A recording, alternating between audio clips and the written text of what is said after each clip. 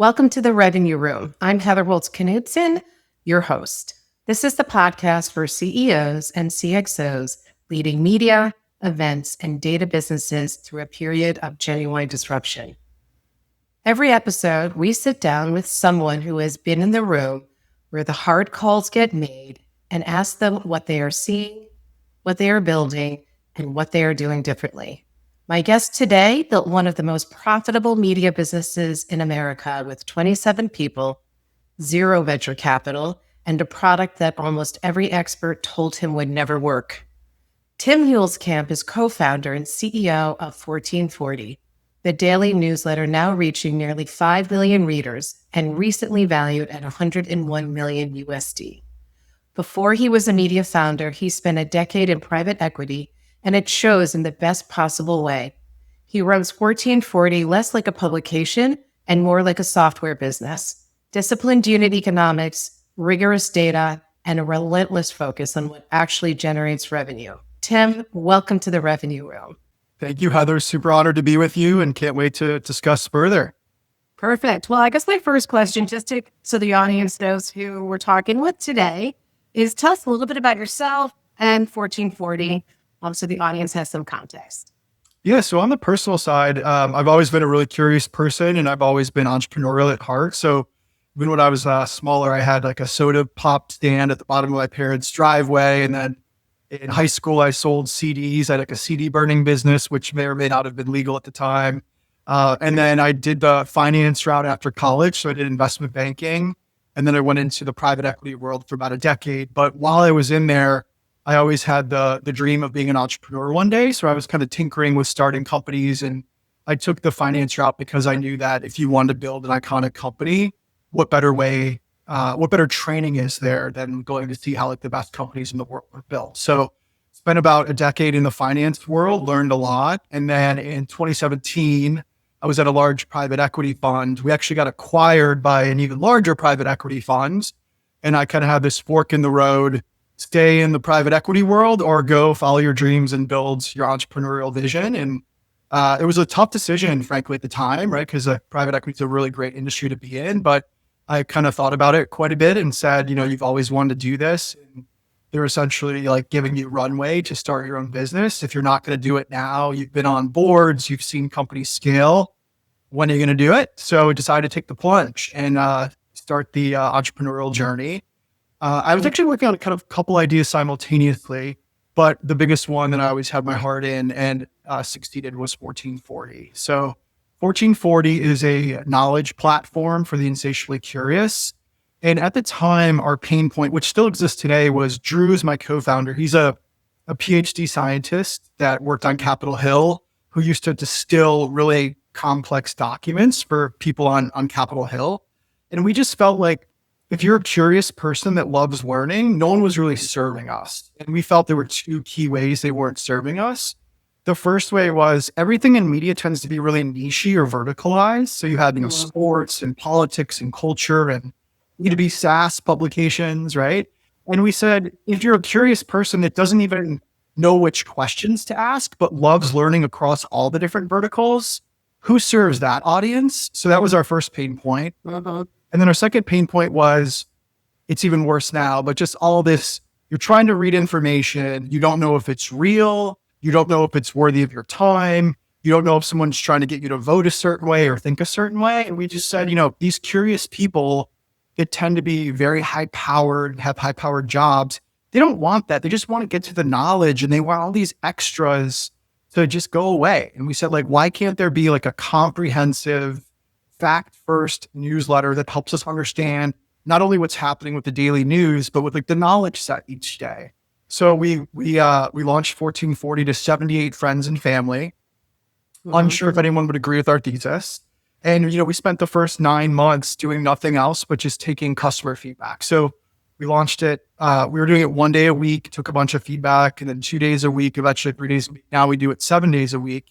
But yeah, we just took a ton of feedback. And if you look at our product, what it provides to you is, what's going on in the Middle East, the latest company IPOing, what CRISPR is and why that matters to society, and then fun, fascinating items like fall foliage schedules and Michelin stars, right? So we're trying to create this product for these curious folks that love learning across all the different verticals, and they can learn efficiently with 1440, and everything is fact checked by humans, and everything is worthy of their time.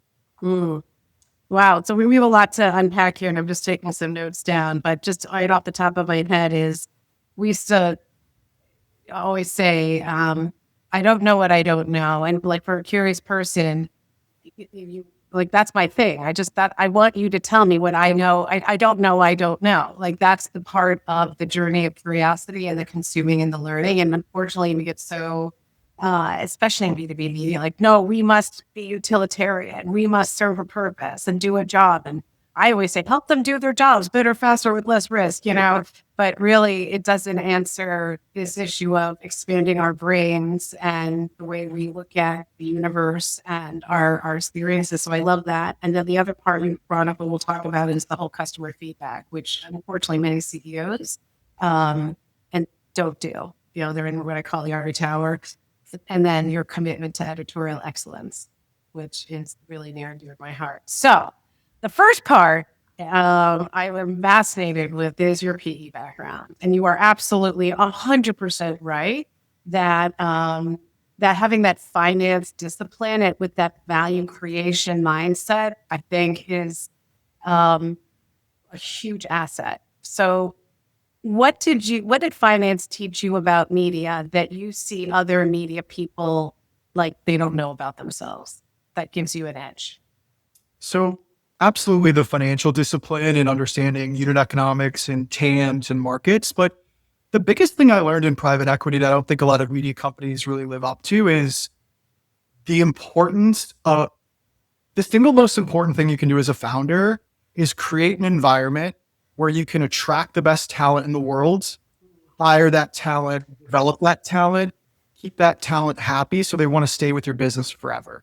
Yeah. When I was working in the private equity world, that was like the big thing we looked at. So we actually realized we had something like 300 portfolio companies. And we went back and we had a thesis for the company at the time when we invested. And then how did those companies perform over the years? We went back and mapped all of the risks and mitigants and upsides. And we found that when we felt that company had a very strong management team, by I think it was an order of magnitude, that was the leading indicator of the company's future success. Yeah. So a lot of the times a lot of my time spent in the private equity world, I kind of did two halves. One was late stage venture, kind of where the puck is going, investing. And then one was more turnaround private equity. You have a business that's struggling. How do we right the ship? And what I learned there was we would go into these companies that had great products and then dictatorial CEOs and management teams that actually didn't listen to their people. And it would just be these terrible environments. Everyone was walking on eggshells. You had all these brilliant people at the company that wanted to share their ideas and wanted to contribute, but the CEO would surround himself usually, when they're bad ones, with yes people, right? So we always say like A players hire A plus players and B players hire C players. And I think that's really true. So we'd go into these environments where you just had all these people that were afraid to collaborate, afraid to share their ideas. And we would go back, we would actually, take the company over and then put in one of our CEOs that's wonderful at building teams. And you would come back to the same company with, of the 300 people, there's one new person. And it's like a completely transformed culture and organization. So I think, the unit economics and the financial discipline definitely help. And that's why we do $1 million in revenue per employee. And, we're very profitable and we control our own destiny. But the key thing I learned was the most important thing you can do as a founder is to hire an incredible team and get out of their way. Yeah. I was reading, you thought, it was 2 years ago. You might have won it again since then, but you were on the Inc. List of fastest growing companies. And I did a post and that whole thing about talent was a key part of your post and, paying the right, above market rate, giving great benefits. Unfortunately, I will tell you in our industry, at least the B2B media side, that has not been a trend. So, and then they wonder why they're not getting top talent, So I think it's, not paying them, making sure that they're doing the work that they love, right? They really enjoy. Not everything in your job you're going to love, but are you finding people that are passionate about the work they're doing? Do they believe in the mission? Are you creating an environment where they want to be there forever, right? So like, we try not to never burn the midnight oil and bug people on weekends, right? We want people that come to work, do great work from 9 to 5, and then go home and spend time with their families or exploring their passions. And I think when you create that environment where you can be a magnet for world-class talent, and then you focus on retaining them and growing them, that's where you actually see like wonderful financial outcomes as well. I think a lot of folks tend to nickel and dime great talent, and really like the ROI on hiring great talent is, I believe, truly the biggest ROI metric in business. And I think a lot of companies, both in the private equity world that we invested in, and now as I enter the media worlds, I think they missed that. And so we're trying really hard to lean into creating an environment where we can attract the best talent in the world. Yeah. Well, I also thought it was fascinating, and I don't know if it's still true, but you said in 3 years you hadn't lost one person. Yeah, we have a 90-something% retention rate over 5 years. So yeah, we work really hard to make sure that we're keeping our people happy. I always say this, I know that headhunters are going after our employees, like in the background on LinkedIn. And one of the things I try to say is, how do I make it so when they get those outreaches, they just laugh, right? Yeah. Yeah. That's really smart. So this leads into what your introduction leads into this next question, which I'm going to combine actually two that I wanted to ask. And that's this whole idea of like banking on something that everyone told you wouldn't succeed, which is the market of intellectually curious. Like, how do you even measure that market? And then that you sent it out to 78 people and you used the customer feedback from that. Like, what were the first signals that, what did you, like, what was this passion, just besides you being curious and Drew being curious, then you believe that, yeah, there's a huge market, a real financially viable market for us to go after of intellectually curious people. And these 78 people, we've sent out the first newsletter. What did they tell you that said, you know what, we're on to something? So on the TAM markets, total addressable market, TAM size, I think a lot of media companies, rightfully so oftentimes, but they focus on the niches. Like they say there are riches in the niches. And like if you have like a B2B SaaS company, media product, right? Like you can go get a lot of those folks reading that media property. And then actually, let me use CFOs as an example, because it's a perfect one. There's something like 400,000 CFOs in America. And if you have a media property that serves CFOs, and they're reading it, you can go sell revenue against that list, that audience, for 3 to 6 or 7 times what you can at 1440 audience, because ours is more generalist. But the thing is, like, there's only 400,000 CFOs in America, right? So after a while, like your total addressable market hits a cap. When we looked at the market, we said, yeah, all these niches are happening, and there's this massive market up here that no one's touching, which is, that curious person that wants to learn a little bit about everything. Mm-hmm. It's 50-50 male, female. It's a third Dem, a third Republican, a third independent, right? So like that's who our audience is. And I actually, I use a comparison of Amazon here. So like, Amazon kind of started as a books company and then went up to all e-commerce, right? And they serve everyone in e-commerce. That demo is people that want high quality products. They want selection of products, and they want speedy delivery. And that's a very massive TAM. And that's why Amazon has, I think it's 100 million Amazon Prime members. And I think everyone in America has used Amazon before. So that demo itself, those folks that want to shop in that way, is very large. But at the time you might think, oh, well, it's too, it's not niche down. It's not the right audience to focus on. We should focus on, fashion, handbags. And yeah, the handbags you can make more money per person on. But using my CFOs to curious people analogy, our TAM is, 30 to 40 times bigger than the CFO market. So yeah, like the other properties can get higher revenues on a per person basis, but because our market's so much bigger, we can grow into it really, really nicely. And also because of that, we, up until about a year ago, we had one product.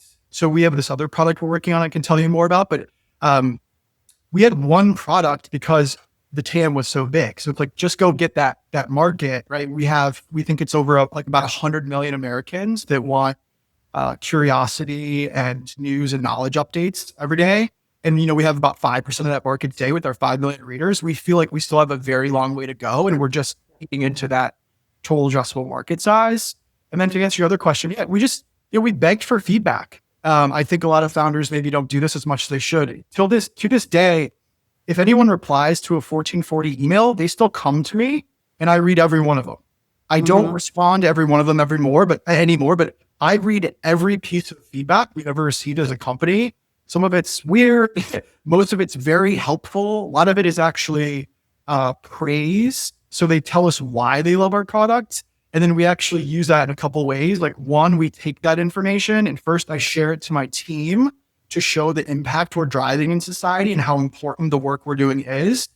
Second, we take those insights, and we actually turn them into advertisements, right? Because actually Sarah Blakely at Spanx taught me this via a podcast, right? It's like the people that love your product, they're telling you what they love about your product. So take those insights and then put those out in the world, and it's how you attract new customers. So yeah, one of the things I've learned from my founder experience is like, you just got to be constantly talking to your customers and begging for feedback. And they love your product and they love what you're trying to build. They want to help you too, because you're uniquely solving their problems. So how do you take as much feedback as humanly possible? And even this next product iteration we're working on, which we're really excited about, that came from those reader emails. Like they were telling us this pain that they had. I love your daily newsletter. It serves me so well, but I have this other pain. Can you help me solve that? And we took all that feedback and launched our new product Topics. All right, well, let's talk about your products. And tell me, the audience, and what your media products are and what you're launching. Yeah, so we have our daily newsletter that goes out to almost 5 million folks.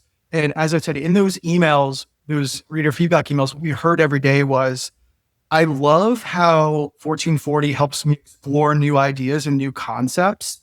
We have about 50 links in our daily digest every day, and we'll cover things like the Fed, the gut microbiome, bioluminescence, Burning Man, all these really incredible concepts. And the thing that readers kept on telling us over the years was, I am a doctor and I have no idea what the Fed is. And I get all this news and they're telling me Fed 25 basis points increase. And I have no idea why the Fed exists or why it matters to society. And no one helps me understand it at a foundational evergreen layer. Can you help me with that? So we took that feedback and we listened to it. And then what we also felt was, we have these brilliant editors that are super passionate about their various topics, and they're out learning every day. And there is incredible journalism and knowledge all over the internet. One of my favorite examples is, if you're trying to learn about CRISPR, which I'm still trying to understand what that is every day, it's very, very sophisticated, right? MIT has some of the best knowledge and resources and media if you want to understand what CRISPR is. And they do it in a couple minute 30-minute podcast, a 2-minute visualization, right? You can read a 50-page white paper if you're really into it. So we see all this incredible work and all this incredible knowledge all over the internet, but no one can find it. So these studies, it's not our job. The biggest value add to society for us is not to write another CRISPR 101. It's just to connect that curious person that wants to learn about CRISPR to the best resources on the internet. That's what we're building with 1440 Topics. The way we kind of describe it is, it's kind of like Pinterest for knowledge or Reddit for knowledge, but instead of, visual inspiration like you might find on Pinterest, or, community hot takes like you might see on Reddit, it's more about, I'm curious and I want to learn about everything in the world. Help me understand it. So what we do is, we have these different verticals, and we might, if you want to learn about venture capital as an example, which 99% of people have no idea really how that works, but they see the news all the time. OpenAI raises $150 billion at $865 billion valuation, whatever the latest number was, and no one understands how it works. So what we try to do there is, we have a really smart human go down that rabbit hole who's passionate about business and finance, and she learns about venture capital, and she comes back up. It's all human curated. She's supercharged by AI, so it can help her build a better product.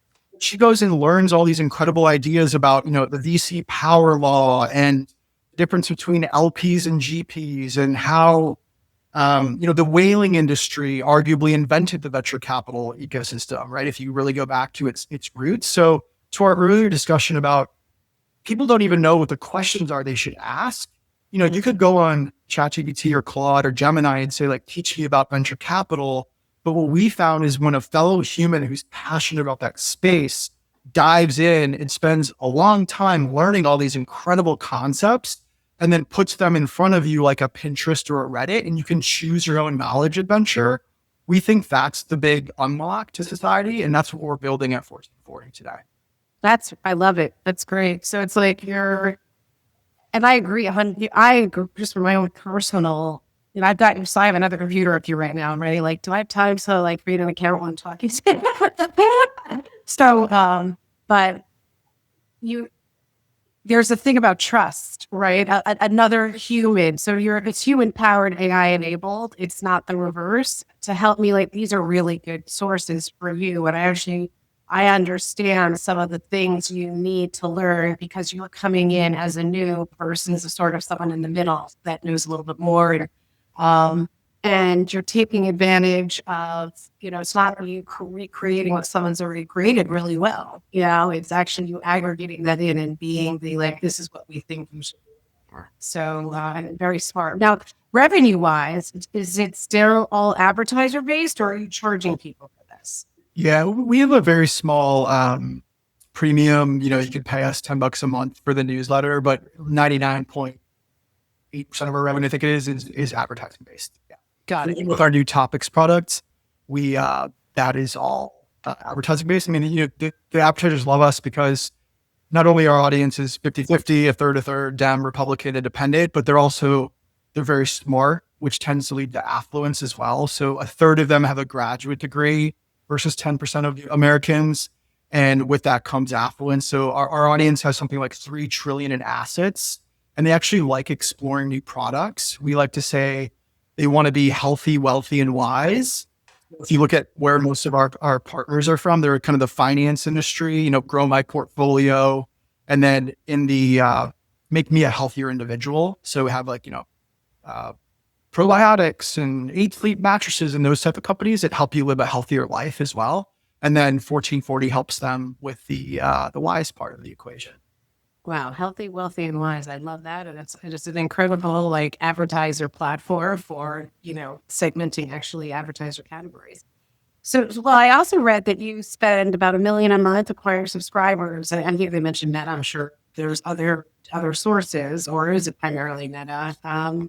Which is and this was $12 million a year.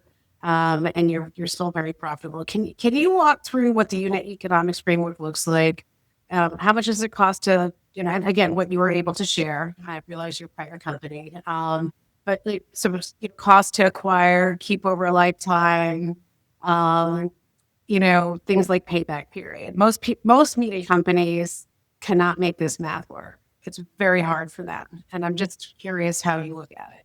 Yeah. So to break that down, if you break down our business model, we just do 3 things really well on the newsletter side of the house. So it's write an incredible product every morning that delights the reader. Per chats, we have these incredible smart people that are passionate about their jobs, and they're putting love into the work. And that's why we have a over 60% open rate. So that's the first part. You have to have a wonderful product. The second part is, as I said, we sell ad placements to brands that want to get in front of our affluent smart audience. And then the third part is we take a majority of that revenue and just reinvest it back in growth. So we set the business up kind of like, Warren Buffett taught us to back in the day, right? Just keep the thing lean and mean, and then let that flywheel spin. So yeah, every month, when we started, we were investing maybe like $2,000 to $5,000 a month, right? Because we only had that much revenue to back it up. But now as we grow our revenues, and we do $1 million in revenue per employee and have 27 employees. So as we've done that, we're able to grow our budget, grow our revenues, and then grow the flywheel as well with the marketing spend. So to directly answer your question, yeah, we spend about $1 million a month on acquisition. It's Meta, Google, other newsletters. We test them all. Twitter, Pinterest, Quora. We've literally tested every one of them, and we can break down the user's specific unit economics. So how long are they on the list, how much value are they contributing to the list. And then we take that data and then it informs our decisions for future months on where the best ROI is. We acquire a subscriber for about $3 to $4. And then depending on the month, in a couple quarters, they're profitable. And then, you keep doing that over and over again and you stack these profitable cohorts on top of each other. And that's how we get to where we are today. However, and I think a lot of the young media operators don't always understand this, the whole thing breaks down unless you every day deliver an incredible loved product to your readers, right? So if we didn't do that tomorrow, we're in trouble, right? So you have to put so much love, the flywheel that we built with those three aspects is really important, but it all breaks down if you don't have a wonderful product that people love. And even before that, if you can't hire the team to build that wonderful product, you're not in business either. So yeah, we have some pretty incredible unit economics that led to our success, but it really breaks down to hiring wonderful people that then build that wonderful product that has all the love into it, that then leads to the ability to be monetized and then reinvested into growth. Every single day, you have to deliver an incredible product to your customers, or else you don't have a business. It all breaks down. Yeah. Wow. So I think I also read recently stopped tracking open rates and shifted to revenue generating metrics. What are you actually watching instead? And what did the shift reveal? And I think, the open rate thing is a very big issue for everybody in this market because of, the email bots and all of that stuff, which is getting much harder, by the way, to push out in terms of who's real and who's not. It is, yeah. You can say that again. Yeah. So, over our history, we've always looked at a couple key metrics like open rate, click rate, and then actually advertiser click rate as well. So for our earlier discussion, we have to be driving customers and conversions to our partners. If we don't do that every day, they're just going to take all their budget and give it to Mark Zuckerberg. So we have to make sure that we're delivering for them as well. So we didn't stop looking at open rates. The way we look at the calculations from open clicks and ad clicks, we've started to focus more in the last year on making sure that we're optimizing around the ad click ratio, the ad click ROI, and not just the opens ROI. Because to your point, if you have, hundreds of thousands of people on your list that are opening, but they're not really opening, they're not adding value to the advertiser ecosystem because they're not converting as customers or leads.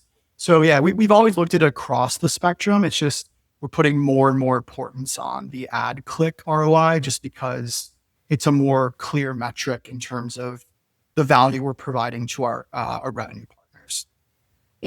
And I have two questions about that. They're kind of one's more strategic, one a little tactical. Did you build your own newsletter platform, or are you using a partner platform? Yeah, we use a partner platform. It's called Sale Through. We've been on 3 or 4 of them. When we started, we were on MailChimp because it was free. Yeah. Right? So yeah, I think we got up to 50,000 people when it was on MailChimp as we were iterating and MVPing it. But then, now we use one of the big ones, which like New York Times and all the big. Yeah. I know Sale Through. Yeah. Okay. And then you mentioned Meta in terms of competing for dollars. Is that who you compete with? If you're going to an advertiser, it's like, I'm either going to do 1440 or I'm going to go, do Meta, or is there some, what does your competitive universe look like? Yeah, I think it's a couple of it. I think it's Meta and Google. Everyone's fighting against Meta and Google, right? Because it was 80% of Americans are on both of those platforms every month, if not multiple times a month, or once a day. So just the scale they have, and then also like the machine learning capabilities they have, we take advantage of that on our growth side of the house.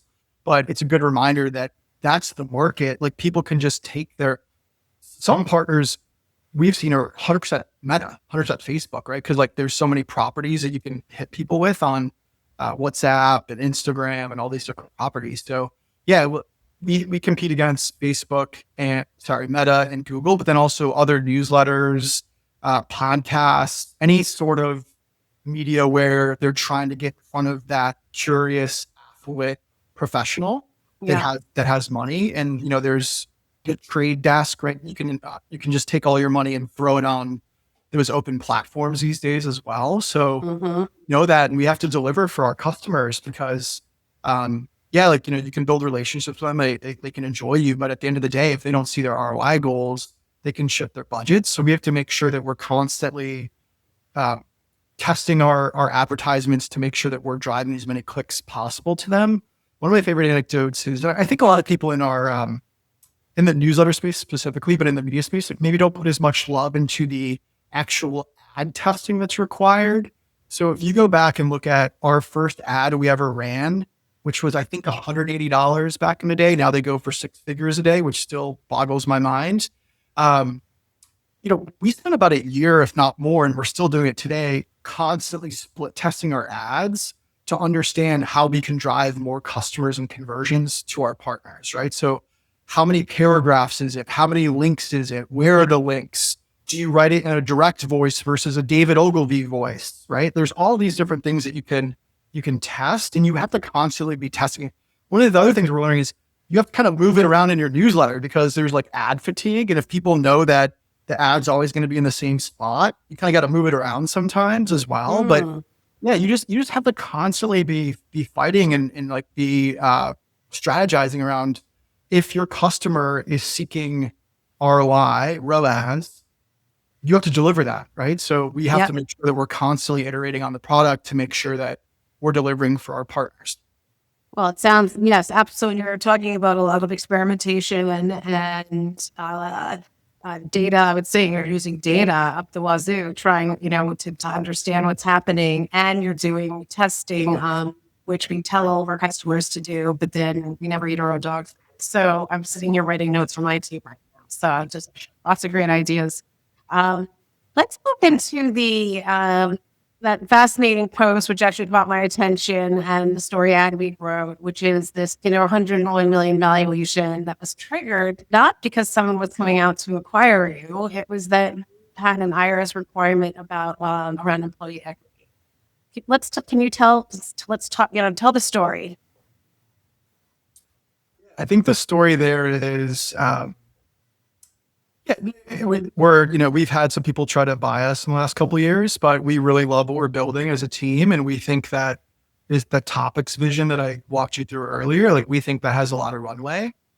We think there's an opportunity to be a generational knowledge company that helps curious people learn across all these different verticals and explore new ideas and be efficient with their time.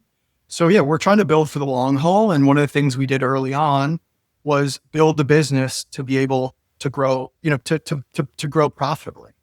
We actually have a bunch of principles, and one of them, I actually have this kind of unhealthy obsession with studying founders through history that have done, built iconic businesses. And it's actually, when you really break it down, that's one of the big things I always tell you is keep your business really lean and mean so that it can, a couple of great quotes here. Warren Buffett says, like, to thrive, you must first survive, right? And Jeff Bezos always says, watch your expenses. Revenue comes and goes. Expenses never go away, right? So we always want to build a very durable, profitable company that allowed us to control our own destiny. And what that means is we raised some capital early on, but it was non-dilutive debt financing.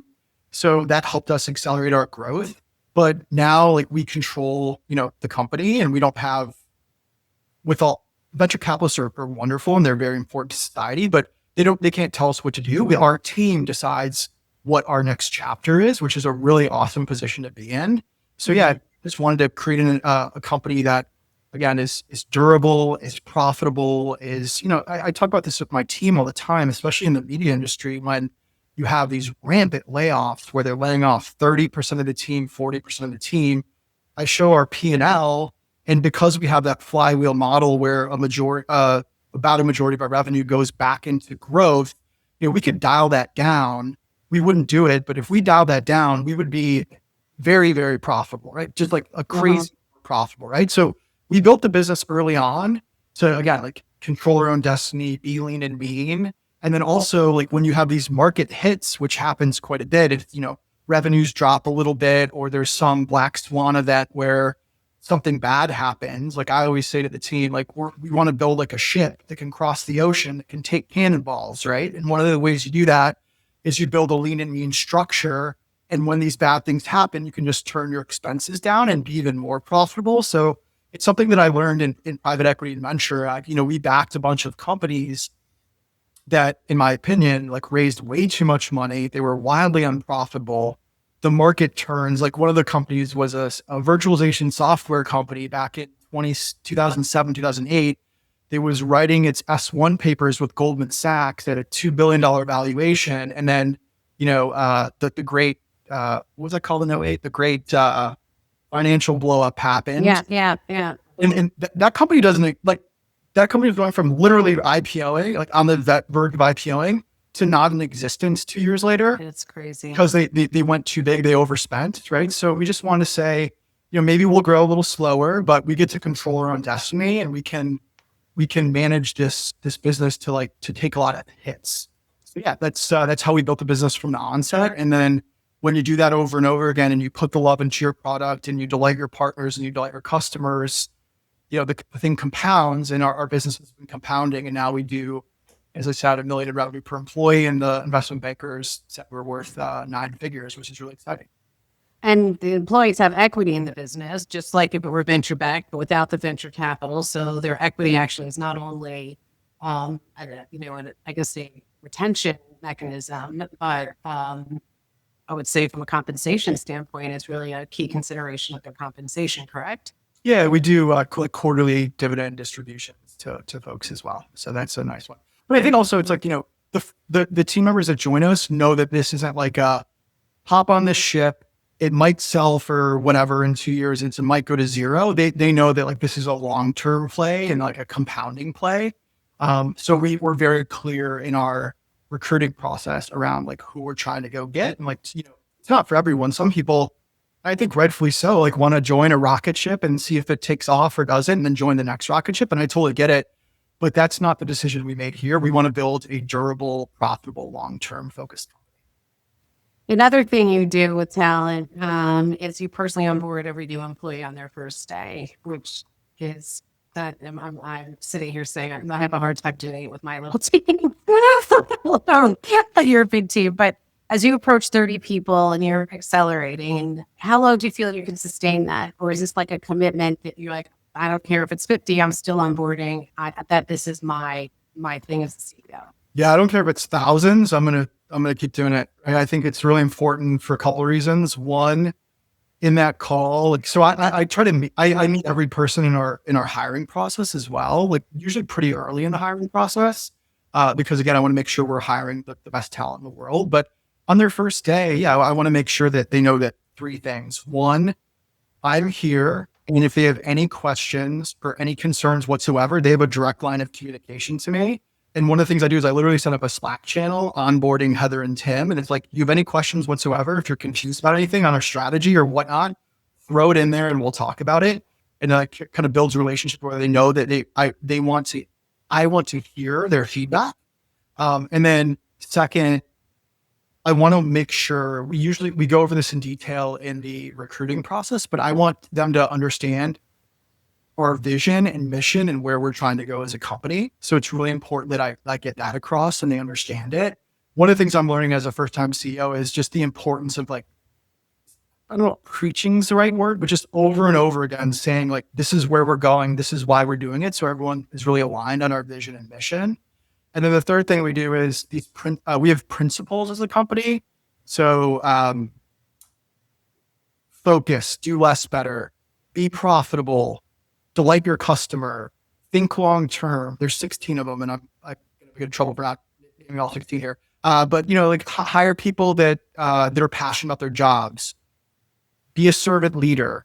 Let them have great home lives. So you don't have to constantly bother them.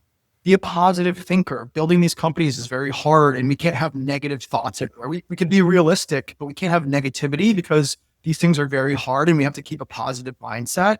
So we have a list of principles, and one of the things I do on that onboarding call is describe them to and walk them through them. And I tell them, no one can list off all 16 if you called on someone, but I'm trying to build the DNA of the culture so if they see something like, hey, Tim, you talk about how as a company we should focus and do less better. And if you're on a conference call where we're going through 20 different items on a team, that's a point. My proudest part is when someone else, even more junior employee, will say like, hey, we're about focus. Why are we doing 9 things? How do we cut that down to 2 or 3? So you can feel them like, living and breathing post the meeting. And we talk about our principles as a team as well. But yeah, I think it's just really important for those three things.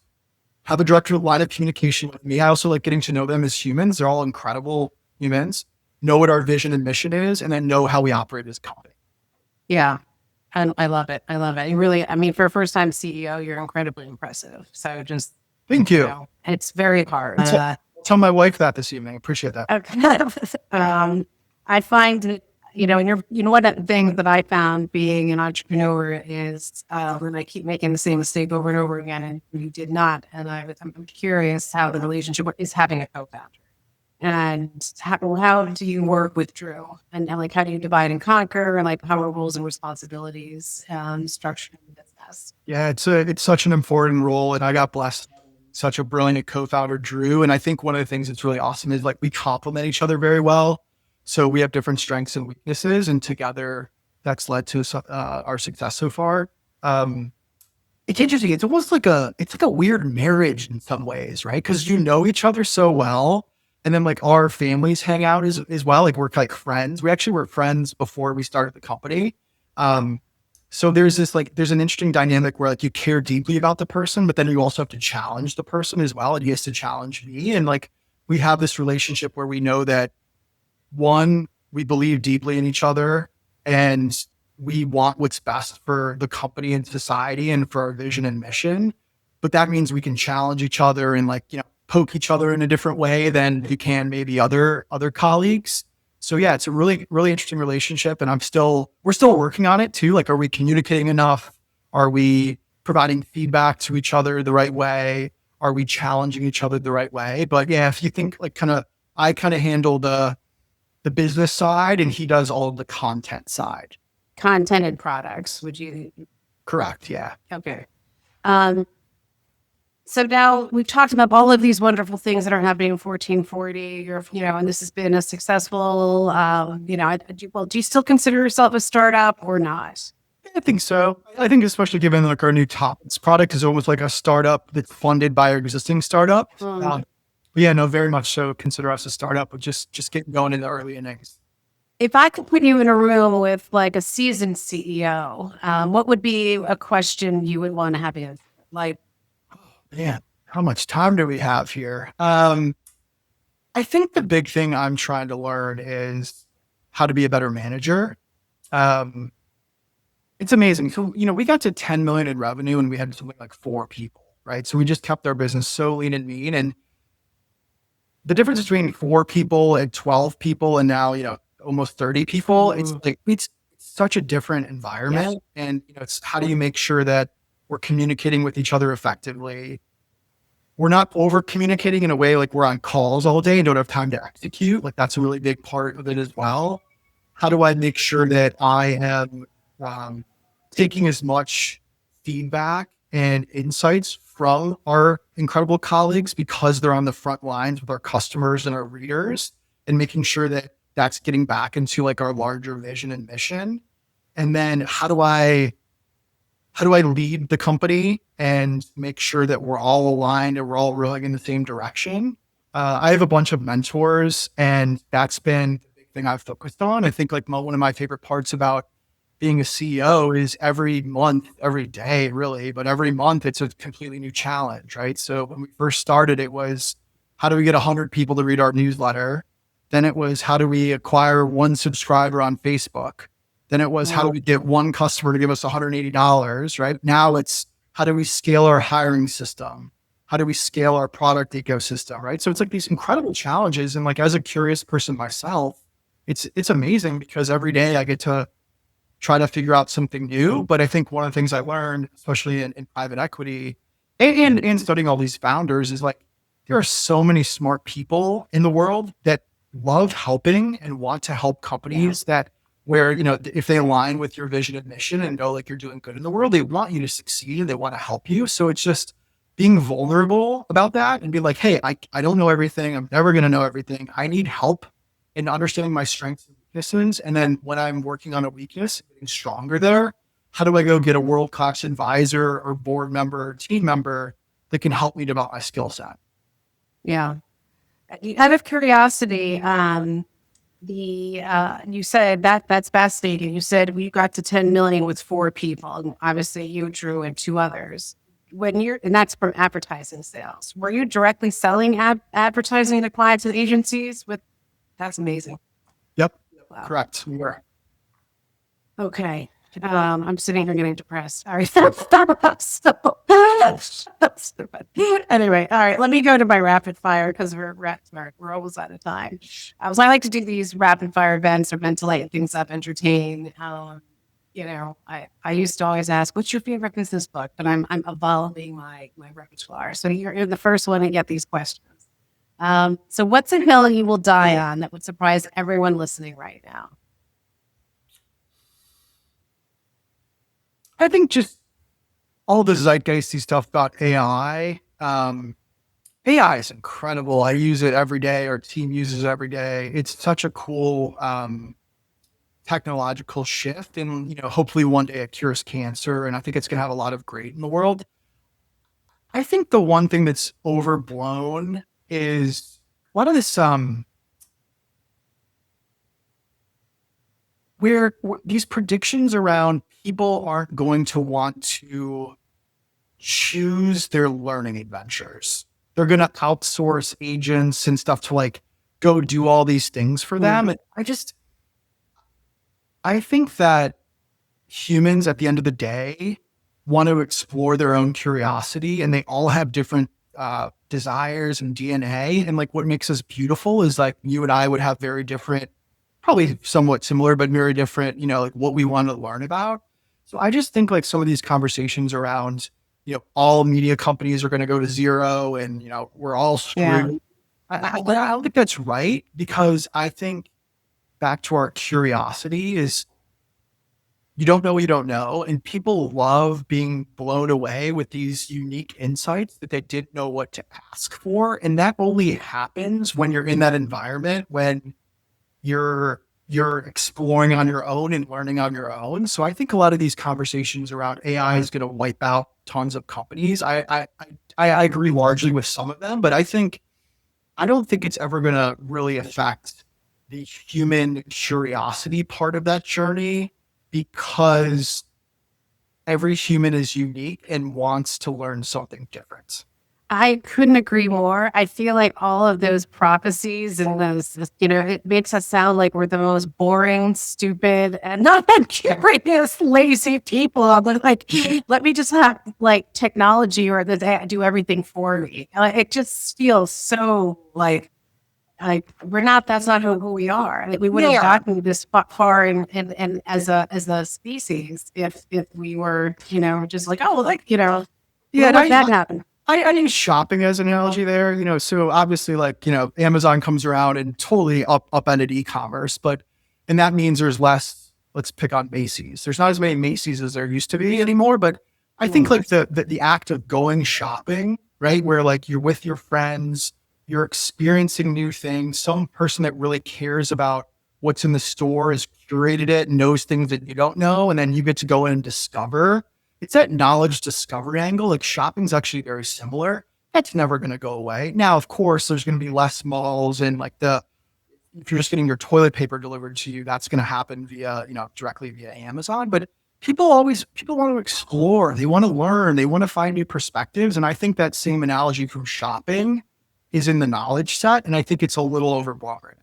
Well, just a quick little anecdote here. So, everyone does dry January. So my husband did dry January. I was like, no way, after 17 hours. So I was like, what's my dry January? And I was like, I'm not going to buy a single thing online for the entire month. Nothing. No Uber Eats, no clothes shopping, Did you make it?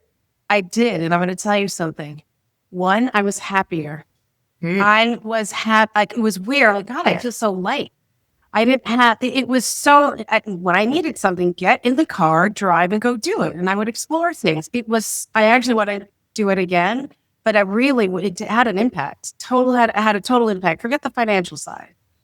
For that, my husband actually was so relieved there wasn't 5 boxes in front of our door. But anyway, so I think that just kind of struck me when you were talking about that. My last rapid fire for you is, you had to quit everything tomorrow and start a completely different career, what would it be? I don't think I would. I know it's a punt on the question, but I just, if you break down what really lights me up every day, it's learning new things. And I love being a founder and entrepreneur. I always have my whole life. And as I said earlier, we're doing that on the fly right now. Like we're a curiosity company. If you really break down what we do better than anyone, we have incredibly passionate people that love learning, that go down rabbit holes, learn all this wonderful information, and then serve others by efficiently teaching them as well. So I don't see me ever not doing that. And then also on top of that, I get to be a founder and entrepreneur and have a new challenge every day, every month. So it's like new learning experiences for me. So, I mean, I think, I love where I'm at, the team we've built. I'm really proud of the team we've built. And I think we have a really big opportunity to go get. So I'm staying put. Okay, well, mine is a DJ or a world famous chef. So I love to dance and I love to cook. So, but I've got a creative streak. So DJ H2K, is that what it is? Yeah, I think I'm going to take lessons, by the way. I actually might DJ our next party. So anyway, listen, this has been fabulous. Thank you so much for joining us. Before we close, a reminder that the conversation doesn't end here. It continues inside Revenue Growth CXO, where CEOs and their revenue critical teams come together to tackle growth, transformation, data strategy, and the evolving impact of AI on business performance. If you're interested in joining, I've included a link in the show notes, and I'll also include a link to Tim's LinkedIn URL so you can connect with him. Please share this episode or, come see us in the revenue room. Thank you so much, and we'll see you next time.